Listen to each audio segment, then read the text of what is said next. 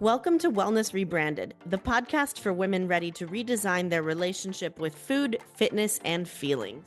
We are a registered dietitian, a personal trainer, and a mental health therapist. 3 experts, 1 mission. To help you break free from diet culture, hustle culture, and emotional burnout, let's redefine what wellness really means on your terms. So, you guys, something that has been coming up a lot recently in my conversations with clients and potential clients, and frankly, just even people in my real life, is many people expressing some very complicated feelings around the Ozempic culture that we're in, an era where a lot of people are taking these GLP-1 weight loss medications and just people having a lot of feelings about that one way or the other. And I guess you might even say many people who are choosing not to do it feeling triggered repeatedly because it just seems to be so everywhere, right? Ads on television, conversations at the water cooler, people talking about their own weight loss journeys, people celebrating it on social media, and just all of the places. And I really imagined this episode as just kind of holding space for anyone who may be feeling that way because it's complicated and can be a bit messy. Yeah, I also feel like it's important to mention that if anyone is choosing to use these medications, we're still here for you too. GLP-1s and weight neutrality are not mutually exclusive. So we're not judging your choices or feeling any kind of way about it, but this episode specifically is for the people who are feeling triggered by how prevalent it all is at this moment. Yeah, or maybe even people who are choosing to take them but are have complicated feelings around that too, right? Because I think it can be both. So yeah, I'm glad you pointed that out. This isn't like an anti GLP-1 episode at all. They exist. They're out there. They are going to be right for some people and they're not going to be right for other people, and it's a very, very individual and personal decision that is complex, right? Because anyone who's choosing to take them or to not take them is doing so in a deeply fat phobic culture where thinness is equated with, so many things, right? Yeah. Success or health or morality or just wrongly, I might say. But so it's complicated, and this is absolutely no judgment to anybody who takes them. But if you are feeling that way, we just kind of wanted to have a conversation about it. So, Maria, what are your thoughts? My thoughts are that I do see it everywhere, that it's like a trend that brings sometimes even misinformation at times, and the pressure that how is everybody doing it and I'm not, or is it something that I should be doing? Or, we feel sometimes that as grown-ups, we don't feel the pressure, the peer pressure to do things, and we do. And then I know nothing about this topic really, but what one thought that comes to mind is what is something that we don't know yet that we might know in a few years, that this brought some consequences that we don't know now. Does that make sense? If it's not something really followed and monitored by a professional. Well, yeah, I mean, I think using these medications for weight loss, not diabetes, because that's been around for a long time, but using them for weight loss is relatively new, and we don't have a lot of long-term research on it. So, I mean, that is certainly an element of the conversation or decision, right? People just deserve to know that when they're making the decision about whether they want to take them or not take them.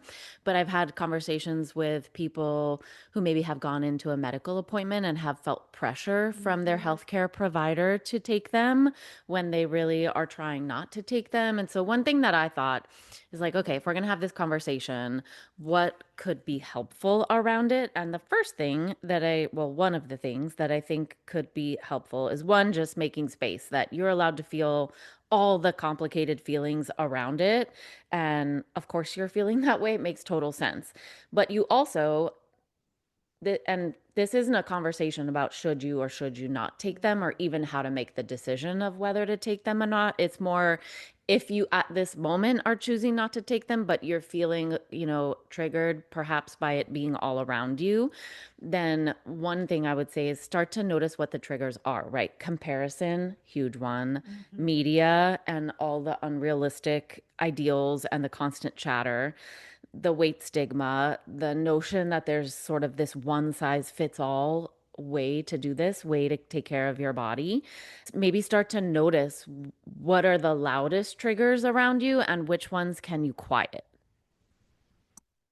Yeah, I was telling the girls here when we started talking about should we do this as an episode, that this would be a hard episode for me to do because I'm in a larger body and seeing all the success, whether how long lasting that success will be or not, that people are having with these drugs kind of makes me feel like, oh my gosh, like maybe I should do it. Like that's not who I am. And I also know that this is very likely part of the diet cycle, that restrict, lose weight, binge, come back, and it just kind of keeps going round and round. So, like this is a crazy episode for me, but I definitely see when I go to my OBGYN, she recently told me like, "Oh, you should just go on like those shots." And I was like, what are you talking about? And she was like, dude, you can just get them online. It's so easy. And I'm like, my own doctor is not offering to prescribe them. She's promoting me to get them from like whatever website online, which feels so bizarre, you know? And I think that seeing all the people around me just get smaller and smaller and smaller is definitely like a challenge for me. Well, I think it definitely makes it harder for anyone who's choosing not to do that, right? To feel comfortable with your choice. And it would be totally normal to be second guessing it and what ifing it and wondering, and like who wouldn't be thinking those things? Mhm. So I think another thing, like I'm thinking through, okay, how do I navigate these conversations with clients? Because it actually came up in a membership that I have with like a whole group of people. We're talking about it, and everyone sort of had a different, example or scenario. I feel like all roads lead back to self-compassion sometimes, or often, or always. But just having compassion for yourself. If you are wrestling with complicated feelings around it, that's okay. And how can you be gentle with yourself and sort of love yourself through that, frankly, discomfort, right? Yeah, and I think it's an opportunity to dive into and what is what we want exactly, what do we want the final goal to be, and for what reason or with what purpose, or the decision based on what, because it's easy to just jump in the waters, and follow the current and everybody else, sometimes without thinking, who am I, where am I going, what do I really want, what is the best decision for me, am I doing research on the pros and cons. So all that is just, yeah, is there's always going to be resources, new resources out there that are presented to us, not necessarily mean that we have to follow. So it comes with that deep questioning to ourselves as to what is what we really, really want and need to do. Yeah, and I mean, as with any conversation, I when people come to me and say, I want weight loss, I'm like, okay, let's talk about that. Why? That's sort of, I think of that as the surface goal, but what's below the iceberg goal? What is weight loss going to do for you? How is that going to change or improve your life? In what specific ways? And then asking yourself the question, is that the only way to get the thing that I want? And at what cost or benefit would the pursuit of that come at? And again, it's very, very individual and going to be different for everybody. And for some people, they're going to choose that path and it's not going to come at additional harm to them. And other people, it may.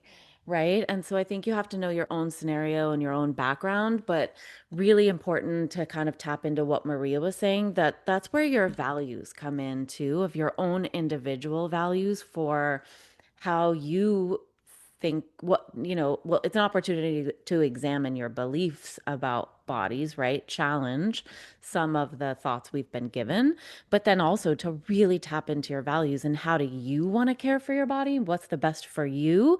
Not sort of the values of a culture that's steeped in weight stigma, right? Just because we're given them doesn't mean that you have to subscribe. You get to choose what works best for you. And that's an opportunity, like this scenario is an opportunity to explore your values.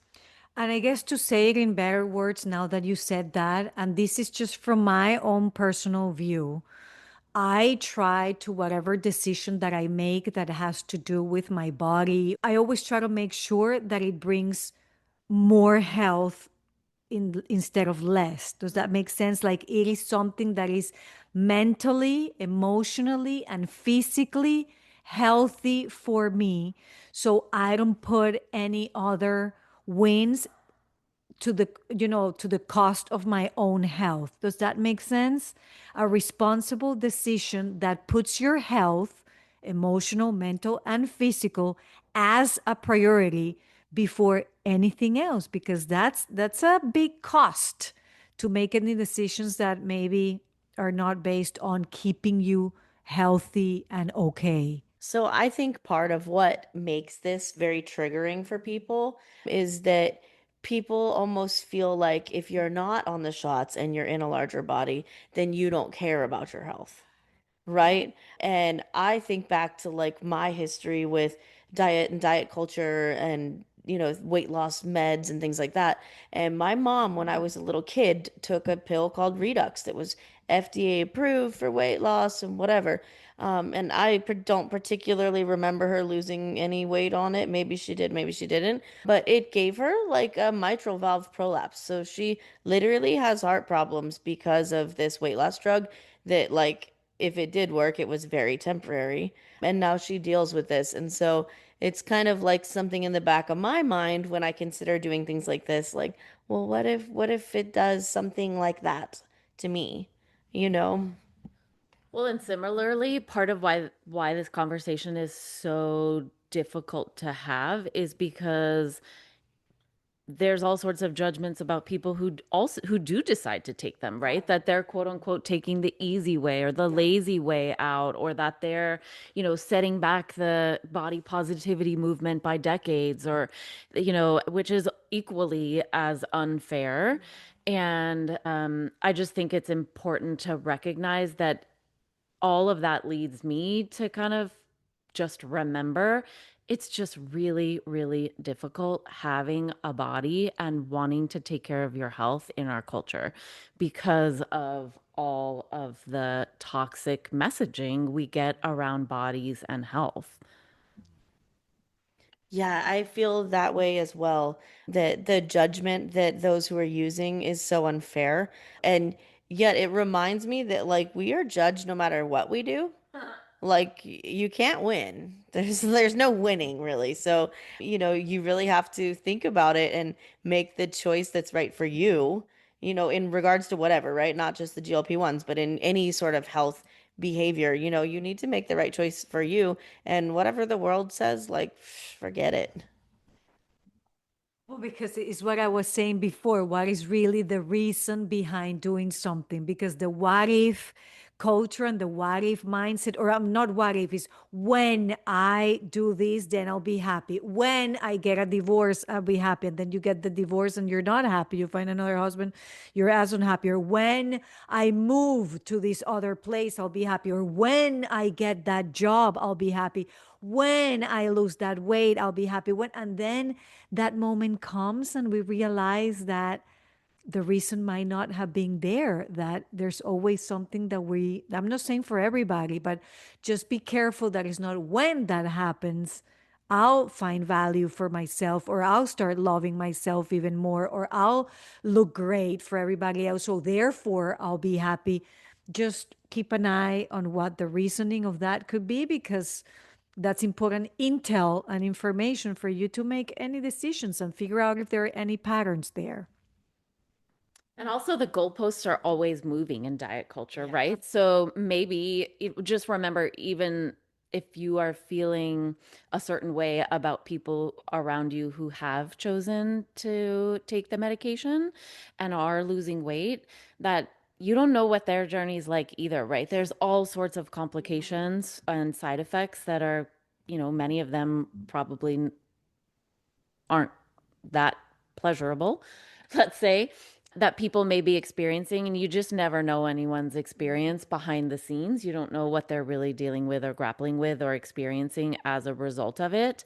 And also the goalposts are moving. So even when people do lose weight, it's very common then, like, oh, but now there's another aspect of your appearance you fixate on, or it's, diet culture then has thoughts about that and about the weight loss and the way you look after the weight loss and all the things. So I think just remembering, no matter which side you are on, that there's complex and messy and complicated, emotions and experiences and all the things that people are having. And I saw one thing, because it's not even before any of these medications came up, it would be common to have conversations in client sessions where people would, be feeling triggered by anyone on a diet around them. And like, oh, well, if I just worked hard enough and did, or maybe tried that diet, right?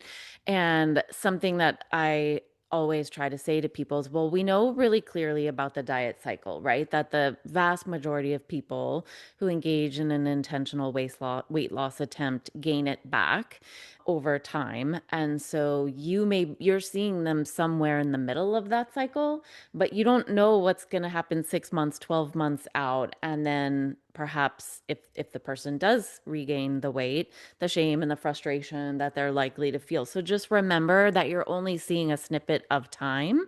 And I saw a statistic that actually was really surprising to me. I hadn't seen it before.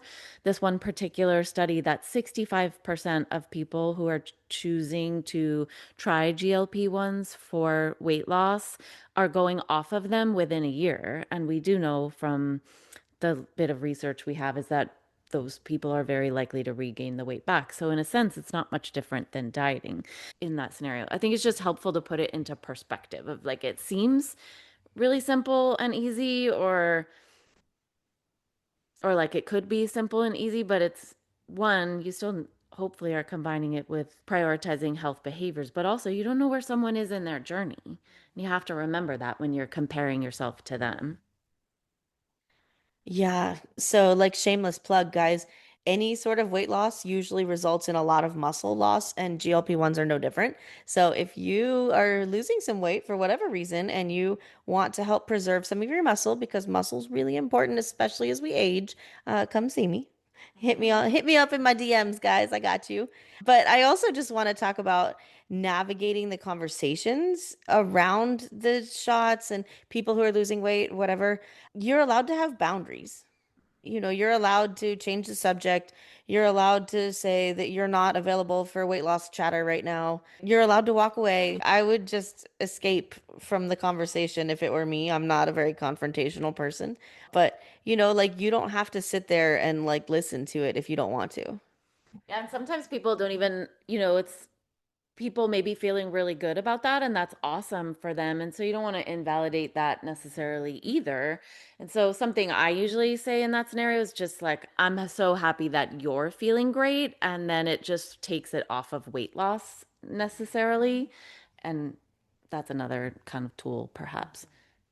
I just wanted to leave maybe a couple of reminders as we wrap up the episode, just to remember that being healthy doesn't always or only equal being thin, right? And that the smallest version of you is not necessarily the healthiest, most whole version of you. And there are a whole lot of unhealthy ways to lose weight, right? And so just sort of remember, put it in perspective. And I'm not saying that that's necessarily one of them, just that more the idea of not all weight loss is good and not all weight gain is bad, and sort of remembering that, and that your physical, mental, and emotional well-being are all important, and you deserve to consider how they're all going to be impacted by whatever decision you make. And maybe we can just hold space for everyone no matter what they're deciding. Thanks for listening. If you found this episode helpful, we would be so thrilled if you would like, share, comment, leave a review on Apple Podcast. Throw this episode up on your, Facebook or Instagram stories. Email it to a friend. Do whatever you got to do to help us get the word out and share the pod. Hey friends, Tara here. Every Friday, I send out a fun little email packed with fitness tips, podcast recaps, upcoming events, promos, and whatever else I think will make your life a little bit better. It's quick, it's helpful, and honestly, it's way more fun than your average fitness newsletter. Sign up once and boom, you're in the loop. Link in the show notes. See you there. Thank you for listening. If you want to connect with me outside of this podcast, you can find me on Instagram at coaching_therapist. I'm Elizabeth. You can find me at Elizabeth Harris Nutrition or in my Facebook group, Health and Healing with Intuitive Eating. And I'm on Instagram and Facebook at Tara De Leon Fitness. Guys, if you loved this episode or any of our other episodes, we would love it if you would leave us a review on Apple Podcast. It really, really helps us get the non-diet word out to the rest of the world. So please leave us a review. Yes, thank you.